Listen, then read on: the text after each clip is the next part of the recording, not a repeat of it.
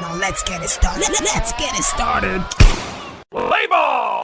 After a good performance in the first half for Manchester United against West Ham, they came in the second half and the performance dropped a little bit, and West Ham beat Manchester United 2-1. It was a surprising result because if you look at the number of chances Manchester United got, especially in that first half, you'll be amazed that at least they didn't get out with 1 point in that game. But they lost that game 2-1 against West Ham away from home. Okay, if you look at that game, so that game, first half, I didn't understand what West Ham was playing in first half. They were not passing well. They are not pressing well. Man, you missed a couple of goals. I can remember this particular one, that lot. In fact, empty post, nobody was there. He dribbled the keeper, no empty net, and he skied that ball. But in the second half, the coaches made the changes that I like. He put it change, brought in Somerville, Sunchek, and all that. And they came in and turned the whole game around. They got a goal. 2 goals actually in the second half and won that game 2-1. When you play a Carlos Sule, Guido Rodriguez, Thomas Sunchek, and some other players in midfield, and Edson Alvarez in midfield, those are the players he played. And we're expecting Sola to go from the right or from the left as a flank, but he was always dropping deep into midfield. So he leaves the position up front as only Antonio and Bowen from the beginning of the game. But you look at the way they set up, it was a defend, absorb pressure, and hit on the break. But Man United didn't give them that chance to hit them on the break. Man United didn't give them that opportunity to play on the break because they only had one player that could hit on the break, all thanks to my man that took a red card last weekend, Mohamed Kudus. Now, because they only had one player that could hit on the break, they were expecting just to come out and get a corner kick, set piece, and maybe from there Thomas Sunchek could do the most and score it. But it didn't happen in the first half, and all thanks to Dalot and the rest of my United players who were going on to miss chances. I was happy about it. Continue missing your chances. When we get ours, we'll score it. But I will have to say this match is a draw for me. That penalty was not worth it. That penalty, we'll get to that penalty. But John, if you look at the first goal, Somerville came in the second half and scored the goal that gave them the 1-0 lead. What do you make of Somerville? He came in and he struggled a little bit, but I can see that he's picking form. Now he's becoming the mainstay for West Ham. Whenever he's introduced in the game, off the bench, he's a good player. But sometimes if he starts, he doesn't get the required performance. But in this game, he came in actually from that left and actually changed the whole game. I like it when players come in and they prove the fans wrong, in the sense that fans come in and they feel like, when you have something, let's say you come in and you have a mediocre tool, or you have a mediocre player on your side, and then somebody else comes in because this guy already, you're already averse to receiving and welcoming in the other guys. And Somerville has come in and look, you may not like me, but I'm here and I'm going to boss the game and I'm going to play to my strengths. And he's coming and he's done that. For this game, he had a good goal, had a good performance all around. He's consistently been improving. The hardest thing to do in football is to have somebody you have in your club and you love, and then somebody else comes in and takes his position, and then you have to now adjust to that. But I think West Ham fans need to open their eyes and see their team is becoming, and then be able to accept that, because Somerville came in and played a crucial match. Had he not done this, somebody else would have been here saying that, hey, they should have done this, they should have done that. Somebody said something, I want to quote it before I drop the mic. They said something that he hopes that his team don't make Manchester United look like a great team. And I hope today that he doesn't feel that he's a great team because they won Manchester United. And the first half. All the talk brought new player. I have to look and make it drop the mic, because now just in throw I like this, they follow me talk. I understand. But look at, I've said this before. You don't bring in these players and put them in the starting lineup. It doesn't work. You've seen that. See, if they come and I don't want to call the other team we've talked about before, but if they come into the team, you integrate them gradually. Is what I've always said. If you listen to what I say mostly about my team, I say you bring in 9 players. I understand that you want to play these 9 players, that you're player of choice. But it's a new league for them. So you're bringing them in, you integrate them into the first team, into the starting lineup gradually. Because most of these players didn't play this preseason with you. The 9 players, 6 of them didn't play the preseason. So you have to integrate them gradually into the side. And you, as a new coach with 9 new players, before your tactics will sync with the first team, it will be a gradual process. And for me now, you're seeing some of you coming from the bench and get an assist, coming from the bench and get on the goals. And we begin to think like, okay, fine. He started some other couple of games and there was no record to show for it. The games he started, let's look at his number in the last game he started. He had just 2 successful dribbles, 0 chances created.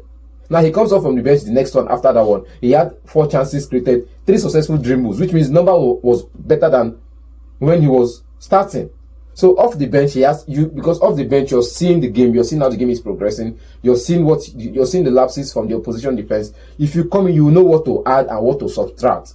Okay, that game, after he scored that goal, but a couple of minutes later, Casemiro equalized. That game, it was a poor defending from Westham. If you look at the whole game, that defense was actually poor. It was actually Manchester United missing chances. I think that if you think about it, I think these players are playing against their heart, because you will not tell me that these chances they have, one-on-one chances, a couple of chances, and they were missing chances that I was like, what is happening here? Performance-wise, in the midfield, in the Man United defense area, up front, they were good. But they said it in the early stage. I said it earlier in the stage of the season that Man United is a team that creates more chances with their high press. Now they've introduced high press to Man United style of play. With their high press, they make defenders commit errors, and they create those chances. So with high press, you make defenders commit more errors, which increases your chances, your opportunity to create more chance. But the problem now is burying those chances. You get burying those chances. These players are playing against their heart. Nobody will tell me anything again. Look at their performance in Turkey. Look at their performance today. You see that it was a bit more, but the chances kept coming and they kept missing it. It's just the way it is. For me, the bottom line isn't whether the chances was a bit more, the performance was a bit more. I feel like, it's not good enough. It's not Manchester United standard. It's not what we should be seeing from these players. And I feel like, at certain points as a manager, you need to know how to read the room. You need to know how to read the team and know who and who to work with. I feel like one of the decisions that Erik ten Hag has bottled was, trying to work with everybody, and then you have people who are not pulling their weight in the side, bringing every other person down. If you have a Højlund, if you have a Zeski, how do you create these chances and you are not able to bury 50% of them? The chances. How do you have 50? How do you have these chances and you're not able to bury 50% of these chances? How do you keep on making the same mistakes week in, week out, even when you've trained, even when you've worked together, even when you've done everything together? Like, it's crazy for me, and I feel like either the players do not want to play for him, or he does not know how to bring out the best in them. Very, very well now, because this is the way they lose chances is crazy for me. Højlund, I won't fault Højlund for not scoring his goals, but look at the way he ran into defenses, the way he bullied or perhaps ran out of defenses. He opened up gaps for Garnacho and the rest of them to run into, and yet those players, I didn't see Højlund take a shot that didn't go on target. The goalkeeper was just top notch. Fabianski was just top notch. Rashford, on the other hand, was making crosses into no man's land. I'll still say it that, for example, just because you come in and make every other person's job a lot easier doesn't mean you can skip on doing your own key performance indicators, which is score goals. Just because you make runs that make space for other people doesn't mean that at the end of the day you do not score a goal, you are fine and the boss is okay with you. Because at the end of the day, that's what you are brought in to do. And whether it's now, you can have a way of playing your football. We see that with Real Madrid, and I'm sorry I'm going there, but you have a way you play your football. You like playing your football, right? So long as that's the way you like playing your football, is inconsequential in the match. Your match instruction is camp in that box and finish up the chances. Any other thing contrary to that, you are doing nothing, and that work you are doing is unproductive work, because it's not helping the team meet the final goal, which is win games. So even if you are making those runs, even if you are bringing other passes, but at the end of the day, when they are drilling it down to individual performance, you score a 0 because you didn't score. You had chances, you were giving the ball. For every other player you give the ball, bring into chance to take something and make something, you are giving them the opportunity to make something for themselves. But then at the end of the day, you are judged squarely by your own performance. And when we come to that yardstick, Manchester United strikers need to take one in the knee, because they've not done that for Manchester United. And I keep saying it because Ten Hag seems to have acquiesced to Rashford, because Rashford has found it bearable carrying that line and leading the line for Manchester United as a striker. And I feel like Erik ten Hag, in order not to trouble anybody or muddy any emotions, has accepted Rashford playing squarely from the wings rather than playing up front as a 9. And we are seeing it that it is telling on Manchester United's general performance because the volume of goal they've scored has decreased. Okay, if you done so, now let's talk about the penalty or no penalty, because after if he didn't give it as a penalty, but they had to call him to go to VAR, he looked at it and he decided on his own that the contact was okay for him to award a penalty. But do you think that was a penalty? For me, I don't think it was a penalty. If it was the contact of Victor Lindelof on Bowen, probably, because there was a pull in there. That the penalty Wait. If you know, in that box 18, there was 3 incidents at the same happening simultaneously at the same time. If because camera no capture Victor Lindelof on, then if you talk about this other guy on the other end that was fouling, what's it called, Somerville, I might agree that is a foul. You get, but that particular one, that delete on, there was no contact. And the contact was minimal. Look at it now. You have a player, you have a Gildo Rodriguez standing in front of him that wants to take a shot. Now he pulls off his leg. In that scenario, you have 4 players running to one ball, and all of them colliding at once. 4 of those players colliding at once, and there was minimal contact between one of Man United defenders. It's deleted and Ings, actually. And Ings. That's between Man United defender and one of your attackers, and you have 3 of your attackers in that scenario colliding with the same player at the time. So you see him coming out to take. When he saw that okay, this person has already raised his leg up, he just to fold himself so he doesn't commit a foul, and Danny Ings ran into him and dived. That was if Danny Ings gets directed with the direct and to act movie, that was the best dive ever. Well, if I look at it, I think it was a minimal contact. The referee has to check the level of amount of contact, because now the penalty this season, that they have to look at the weight of the foul. Most times they don't give it, but look at where he was standing, look at where Gildo was standing, and look at where he dived from. John, he went to the monitor and he looked at it, so he had a second opinion too. It's not then that you just blow your whistle with instinct. Okay, there's a contact, I'll give you. Sometimes there's no contact, but they told him to go to the monitor, look at it. He went to the monitor and looked at it and said it was a foul. So it was a penalty. You know, for me, I feel like, for example, now, in the context that we are looking at an attempt to block the ball or block him from shooting, and then there is contact now, are we now trying to say in football that there should be no contact in the 18 when somebody is trying to pull the trigger on your goal post? Obviously, there should be contact. It's questionable now if the contact is malicious, or if the contact was there contact with the ball before contact with the player. And I think that's where they get it wrong, because what happens is, in scenarios like this, the player who is about to pull the trigger kicks the ball off and then receives the contact and gets the penalty. Because as nobody kicked the ball off. None of the 3 of them made contact with the ball. Okay, that's referee decided to award penalty for that contact, and Bowen scored that goal to make it 2-1. After that, they gave it 12 minutes extra time because of all the incident that happened in that game, and Manchester United couldn't get a goal. But let's talk about Ten Hag. Ten Hag is under more pressure. Then, if you look at his last game, joining the Europa League now and losing a game against West Ham, he's more under pressure. But we've been talking about him on this show all the time. If he's going to stay, if he's going to sack, if he's going to remain to the end of the season, but it's not helping matters. He keeps losing games like this. So, but generally, in one sentence, what do you make of Ten Hag and his position with Manchester United? He stays. Like Man United said, because you could actually see the chances they missed. Actually, I saw the chance. It was like he said, it's a rebuild season. They've gotten a couple of players in. Now he's not a reporter that would make those players start working immediately. My man for Barcelona is doing it in 1 year. You can't. Enzo Maresca is doing it too. No doubt about that too. If they call straight up,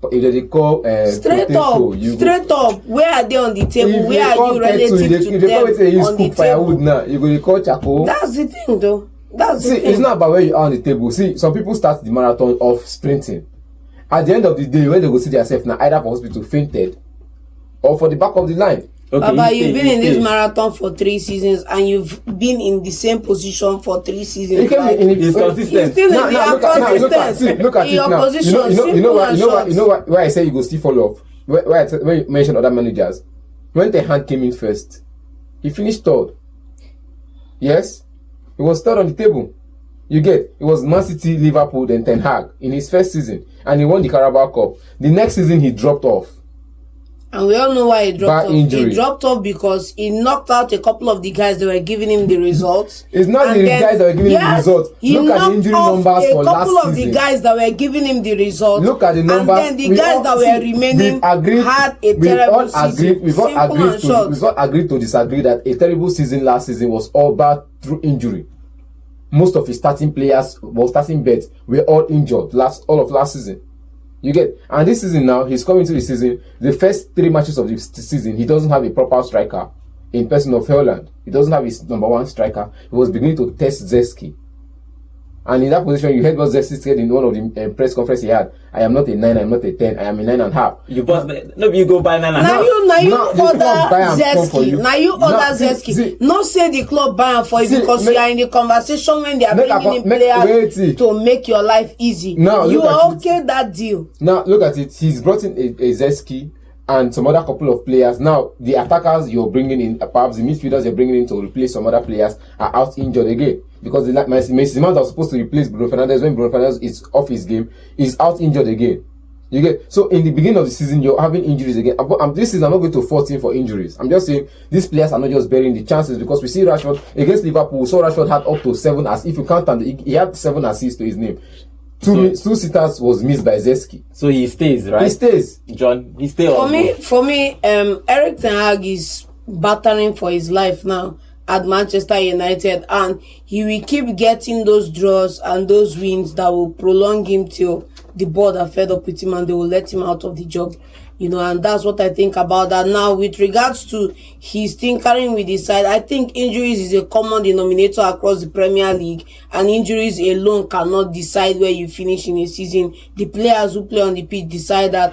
I think whether your players are scoring goals or not scoring goals or not, the players you bring in to play in the attacking position, you brought those players in, you got them in, you train with them, you work with them day in day out to get results, and you actually buy what you buy your poison, and you have what you decided to have, and that's what Manchester United have right now. Simple. There's something Benny McCarthy said in one of his press conferences. He said when you see these players in training and you're seeing them play the actual match, you ask yourself, were these the players you trained with? Because they are doing so well in training, and in the game, you're seeing different things. Let me be frank with you. Everybody sees good thing in their training, because training you don't really have more pressure because nobody is pressing you. You just train to. Just moment of keeping fit, trying to learn the routine. It's not about. Now look at it. The energy you put in training. These coaches see. I'm not telling you about outsiders. You get, as a coach, you see these things. The energy you put in training affects the energy you use in playing the real match. Now, when you're not seeing something as half of the energy, it's just like you're using 150% to train. Then when match comes, you're going to use only 30%. How you go be? You're the coach, you go understand, say these people just off. I understand that it's either the players don't want to play for him, or thank you. Like what you are saying, because you can bring in 100% energy to a game. You open and bring 500 and come. So your own 100 looks like it's more. It's that's not enough. Yes. It's not. See, when you're observing, when you're doing the total calculation of the team, you're not looking at the opposition side. Because if I saw glimpses of training from Westham United's end, you get. You're not looking at the other opposition from your players. That's where they handle the ball, their first touch and all of that. That's where you get to know that what you are working with, your standard is way poor. If you look at some of Arteta's first behind the scene talks with Arsenal when he came in, he's always stressed one thing: high performance play, energy, impact, work rate, go after the ball, and that's what you see on the pitch. So but if the standard at Manchester United is you come around, you do a couple of laps, do a couple of routine, and then you go have lunch, have a shower, go and take a cold plunge, and then you go back home and you are done for the day. That's what you see on the pitch on the field of play. Somebody who is cooking himself for 5 hours, 6 hours in training, who is going the extra mile, who is motivated. You can have talent, but if you don't have motivation, if you don't have work ethic, then you just turn up with talent, and then you shine when you shine, and you fall apart when you fall apart. But then the person who has motivation, a crunk why he has to go and succeed, and who has a solid work ethic, is going to run circles around you any day, anytime in the league. Okay, that game ended 2-1 in favor of West Ham. West Ham getting that win against Manchester United. Now Ten Hag is is under a whole lot of pressure now to get something from this Manchester United. Truthfully, in the first half, they missed a couple of chances, clear chances. They could have gone probably 3 or 4 goals up in the first half, but they missed those chances. And West Ham came back in the second half after the coach made a tactical change. They came out and fought and got 2 goals and won that game 2-1. Okay, let's see where these both teams will go to the ending in the Premier League, because both teams have different expectations.